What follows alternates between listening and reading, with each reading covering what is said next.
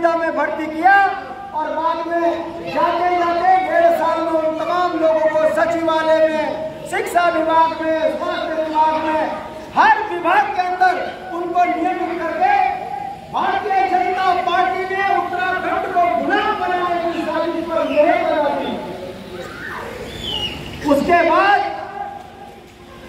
जब हमने पूरे उत्तराखंड में भारतीय जनता पार्टी के इस काले कारनामे में आंदोलन खड़े किए, फिर वो चाहे हमारा पौड़ी में कमिश्नरी घेराव रहा हो, चाहे उत्तराखंड में भर्ती घोटाले का सवाल रहा हो, आपने देखा 1.5 साल में अंतरिम सरकार जो भारतीय जनता पार्टी ये कहा करती थी कि हमने राज्य बनाया, उसको घुटने गिरवाने का काम हमने किया। सरकार बदली, ये दुर्भाग्य हमारा रहा कि हम 4 विधायक जीत के आए और कांग्रेस जिसने कहा कि हमारी लाश बने उत्तराखंड बनेगा, वो सरकार बना गई। हमने कांग्रेस के घोटालों पर भी जमकर हमने सरकारों का विरोध किया।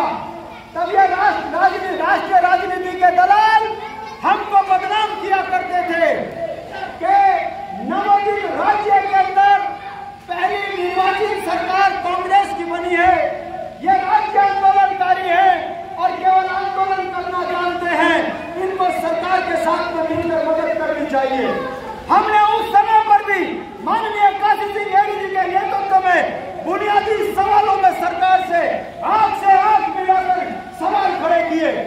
हमने कहा कि एक नवोदित राज्य के अंदर 9 नवंबर 2000 को जब ये परिसीमन हो गया तो अब पुनः परिसीमन क्यों हो रहा है? हमने पौड़ी की कमिश्नरी घेरी, गिरफ्तारियां दी, हमने परिसीमन आयोग के यहाँ प्रदर्शन किया, मगर हमारा पुनः परिसीमन हुआ जिसकी गवाह 6 सीट पहाड़ों से कम हुई। कांग्रेस के शासनकाल में पटवारी भर्ती घोटाला, दरोगा भर्ती घोटाला, सांड घोटाला, दवाई घोटाला, शिक्षा भर्ती घोटाला, तमाम 70 के 70 विभागों में भर्ती घोटाले हुए। इसमें हमने माननीय काशी सिंह जी के नेतृत्व में हर जनपद, हर ब्लॉक के अंदर प्रदर्शन किया। ये बात मैं आपके सामने इसलिए कह रहा हूं कि हम संख्या में जरूर कम हो सकते हैं, मगर इरादों से हम इतने मजबूत हैं कि उसका परिणाम आज आपने देखा कि गरुड़ के अंदर उत्तराखंड क्रांति दल के क्षेत्रीय मुद्दों पर ये सत्ता में बैठे कितने घबराए हुए हैं। मुख्यमंत्री गरुड़ में आने से पहले यूकेडी के नेताओं को जो है चौक चौराहों में पुलिस के दम पर रोकते हैं। ये इनकी असलियत है। ये राजनीतिक बेईमान शायद पहाड़ की आवाज को दबा कर ये सोचते हैं कि उत्तराखंड क्रांति दल घबरा जाएगा। अरे हम उत्तर प्रदेश की गोली से नहीं घबराए, तो इन लोगों के धमकाने से यदि हम डरने वाले होते तो आज उत्तराखंड के स्थानीय मुद्दे खत्म हो चुके थे। मैं बता रहा था आपको कि पहली निर्वाचित सरकार ने घोटालों में उत्तराखंड के अंदर रिकॉर्ड कायम किया और हमारे संघर्ष से हमने कांग्रेस की सरकार गिराई। सवाल आता है कि 2007 में जब भारतीय जनता पार्टी की सरकार बनी, हमने सोचा कि एक जर्नल ईमानदारी से उत्तराखंड के अंदर पहाड़ की कतराओं में रहने वाले पर्वतीय मूल के लोगों के साथ न्याय करते हुए रोजगार और स्वरोजगार से स्थानीयों को जोड़ेगा, हमारी जमीन बचाएगा, उत्तराखंड से पलायन रोकेगा, राजधानी का मसला तय करेगा और कांग्रेस के 56 से ज्यादा घोटाले जो विधानसभा में रजिस्टर्ड थे उस पर कार्रवाई करेगा। दुख की बात, जिस जर्नल को हम ईमानदार समझते थे वो जर्नल तो और बड़ा नागनाथ निकला। उनके शासनकाल में भी भर्ती घोटालों में कोई कमी नहीं आई, फिर वो चाहे किसी भी विभाग की भर्ती रही हो। हम हर सरकारों में ठगे गए, मगर उत्तराखंड क्रांति दल की आवाज कभी बंद नहीं हुई है। ये बात मैं संक्षिप्त में आपको इसलिए बता रहा हूं, आपको समझ लेना चाहिए इस राज्य के अंदर 56-57 क्षेत्रीय दल है। मैं पूछना चाहता हूं आपके माध्यम से, कहां है वो क्षेत्रीय दल, कहां है उनके मुद्दे? ये राष्ट्रीय पार्टियों के दलाल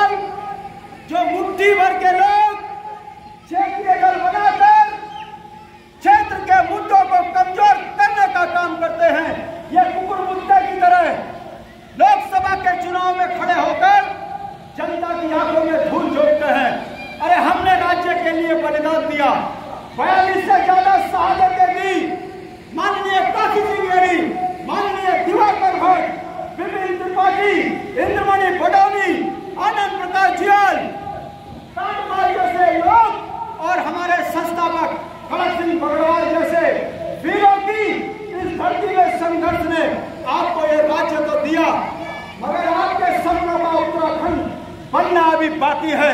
उसके लिए हमारा संघर्ष लगातार जारी है। कितने दुर्भाग्य की बात है कि उत्तराखंड का मुख्यमंत्री कार्यालय दलाली के नाम से जाना जाता है।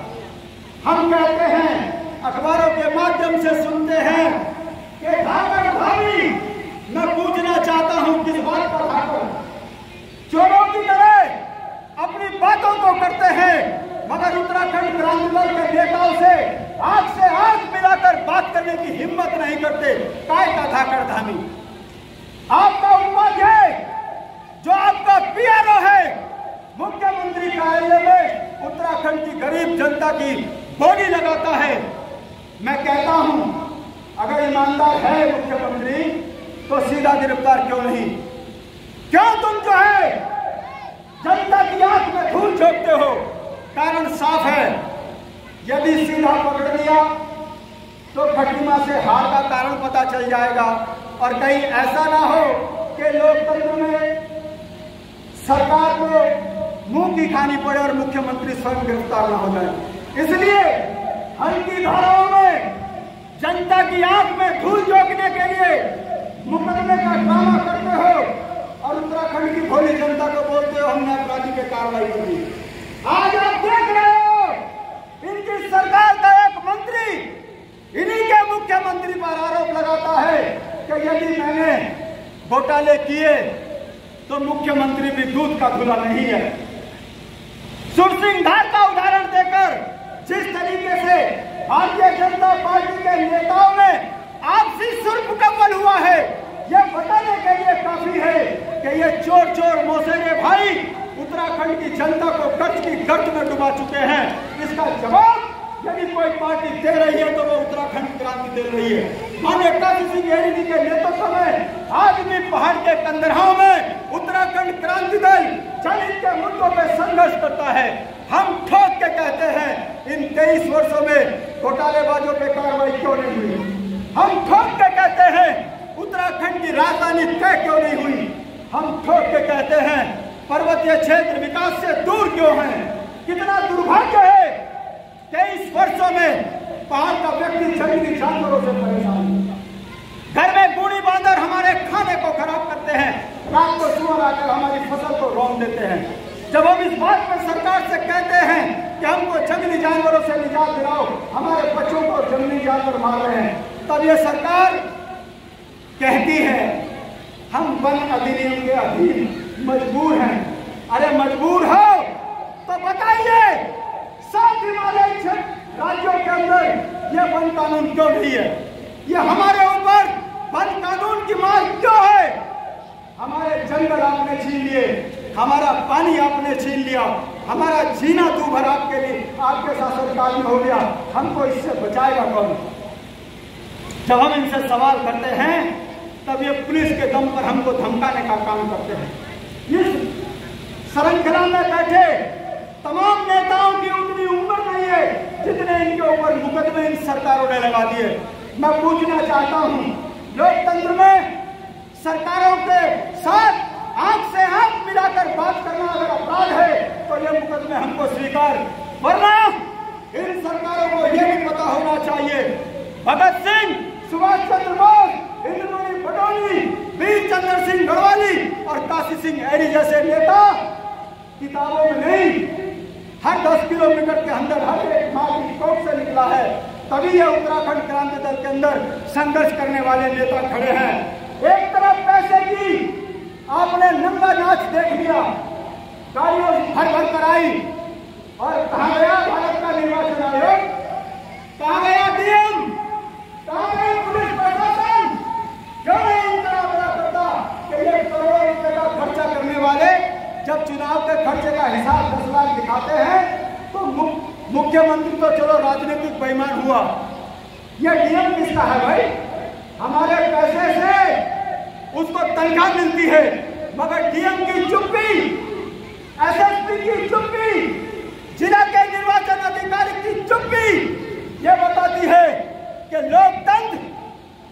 पूंजीपतियों के हाथ में गुलाम हो चुका है।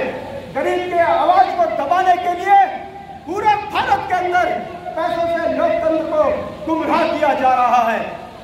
हम ये बात नुक्कड़ सभाओं के माध्यम से जनता के बीच में कर रहे हैं और आज जनता इस बात को समझ रही है कि उत्तराखंड के बुनियादी सवालों पर उत्तराखंड क्रांति दल संघर्ष कर रहा है। हमको इसको मजबूत करना पड़ेगा। राज्य आंदोलन की तरह एक मुठ और एकजुट होकर हमको उत्तराखंड को बचाने की जरूरत है, वरना नौजवानों के रोजगार बिक गए, जल जंगल जमीन बिक गई। अब तो ये हमारी दुकानें उजाड़ने पे आ गए हाई कोर्ट के आदेश पे। जब हम मुख्यमंत्री से कह रहे हैं कि आप हमारे पहाड़ की दुकानें उजाड़ रहे हो, तो नीचे की झुग्गी झोपड़ियां भी उजाड़ दीजिए जो हमारी जमीनों में बनी हैं। कितने बेशरम हैं ये अध्यादेश ले आते हैं सदन से कि नहीं, तुम हमारी पक्की वोट हो। उत्तराखंड के मूल निवासियों के अस्तित्व को मिटाने में हमें आपकी जरूरत है, इसलिए आपके आशियाने को बचाने के लिए ये अध्यादेश लेके आ जाते हैं।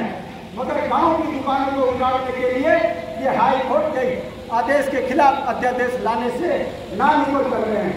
ये बातें आपको समझनी चाहिए। और अंत में मेरे से और भी बड़े वक्ता यहाँ पर बोलेंगे, मैं सिर्फ इतना कहना चाहता हूँ, 3 प्रत्याशी प्रमुख हैं, एक बीमार है, कुछ पता नहीं क्या स्थिति है। मैं सुन रहा था उसका बयान, वो सरेआम कहता है कि मेरे अंदर ईश्वरीय अंश से मैं ही भगवान हूँ, जो मेरे पीछे चलता है उसकी किस्मत अच्छी है। ऐसे दलाल, ऐसे बेईमान अगर नेता जनप्रतिनिधि बन गए तो सोचिए उत्तराखंड की छवि देश में कितनी खराब होगी। ऐसे उनको उखाड़ कर बाहर फेंकिए। दूसरा प्रत्याशी इतना मजबूर है कि उसको बेचारे को रोने तक का मौका नहीं दिया। ये जो कहते हैं कि हम परिवारवाद के खिलाफ हैं, मैं पूछना चाहता हूं, अरे आपने तो परिवारवाद में सारे रिश्तेदारों को, बेटों को नेता बना दिया। आप तो माशाअल्लाह इससे 2 कदम आगे हो गए, आपने तो मृतकाश्रित की भी सीट बना दी। हमारे पिथौरागढ़ से प्रकाश भाई की अगर पत्नी की डेथ होती है तो पत्नी मृतकाश्रित विधायक, हरवंश कपूर जी की पत्नी की डेथ होती है मृतकाश्रित विधायक, थराली में विधायक भी होती है मृतकाश्रित। भैया ये राज्य मृतकाश्रित तो किसने बनाया? क्या भारतीय जनता पार्टी पे नेता नहीं है क्या? ये सवाल हम आपके सामने इसलिए कर रहे हैं। समझ जाइए, ये 4 करोड़ की विधायक निधि के दलाल ये उत्तराखंड का भला नहीं कर सकते। इस बात को भी आपको समझना चाहिए। अब सवाल बात को खत्म करने से पहले, यदि अर्जुन देव को आपका आशीर्वाद मिला, मेरा गरुड़ की जनता से, बागेश्वर की विधानसभा से ये निवेदन है, जब आप 5 तारीख को वोट देने जाए तो सिलेंडर का बटन दबाने से पहले अपने बच्चे के चेहरे की उदासी, 40-40 साल के लड़के पढ़े लिखे उनकी शादियां नहीं हो रही हैं। ऐसे परिवार के लोग देखें कि जंगली जानवरों से निजात आपको नहीं मिल रही है। हर घर नल, हर घर जल में अगर नल लग गया, जल नहीं आ रहा है, तो इससे निजात के लिए आपके पास विकल्प एक है, उसका नाम है अर्जुन देव। संघर्षों से निकला है, गरीब का बच्चा है, सीना तान कर अपनी जनता के बीच में ठोक के कह रहा है कि यदि मुझे आपका आशीर्वाद मिला तो जिन्होंने घर के आगे नल लगाया उसमें जल लाने के लिए मैं विधानसभा में धरना दूंगा, जंगली जानवरों से निजात दिलाने का काम करूंगा और भ्रष्टाचारियों पर सीबीआई जांच कराकर तमाम उत्तराखंड को खत्म करने वाले नेताओं के ऊपर कार्रवाई कराकर उन्हें जेल भेजूंगा। यह संकल्प विधानसभा गरुड़ की जनता से हमारा प्रत्याशी माननीय काशी सिंह हेरी के नेतृत्व में जनता से वादे कर रहा है। अंत में मैं अपनी वाणी को विराम देने से पहले आप लोगों को एक शेर सुनाकर अपनी बात को खत्म करूंगा कि जोत कर खेत ये राज्य आपने बनाया, आपके संघर्ष से बनाया और आपके हाथों में जो सूनापन है ये उस पर फिट बैठता है कि जोत कर खेत जिसने उगाई ये फसल उनके हाथों में छाले पड़े देखिए, जो चुराते रहे दूसरों की फसल उनके हाथों में प्याले भरे देखिए। अरे कर दिया वक्त ने क्या गजब फैसला, फूल सूखे हैं कांटे हरे देखिए। इसलिए 5 तारीख को क्रम संख्या 3 पर गैस सिलेंडर के बटन को दबाइए, अपने घर की उदासी को दूर कीजिए, गांव को समृद्ध कीजिए, राज्य में खुशहाली पैदा कीजिए। इन्हीं शब्दों के साथ तमाम उत्तराखंड के उन लोगों को मेरा बहुत बहुत धन्यवाद, जिन्होंने उत्तराखंड क्रांति दल की इस आवाज को सुना और अपने मन के अंदर क्षेत्रीय सोच को बढ़ाया। धन्यवाद।